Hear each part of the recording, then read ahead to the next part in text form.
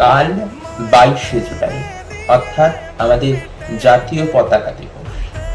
আমাদের জাতীয় পতাকা আমাদের গৌরবের প্রতীক। এই পতাকার ইতিহাসটি অত্যন্ত বড় এবং বিভিন্ন ধাপ রয়েছে আমাদের বর্তমান পতাকায়। সেই সম্পর্কে আমাদের বিস্তারিত তেরেঙ্গা, আমাদের জাতীয় পতাকা, তার ইতিহাসটা কিন্তু অত্যন্ত গৌরবময়। এই বর্তমানে যে আমরা ত্রিবর্ণ রঞ্জিত পতাকাটি দেখি, তার প্রধান নকশাকে তৈরি করেছিলেন জানেন? তিনি হলেন স্বাধীনতা সংগ্রামী পিঙ্গলি ভেঙ্কাইয়াজি, যিনি প্রথম 1921 সালে গণপরিষদে এই নকশাটি উপস্থাপন করেন। পরবর্তীকালে 1947 সালে 22শে জুলাই আমাদের স্বাধীন ভারতে প্রথম তেরেঙ্গা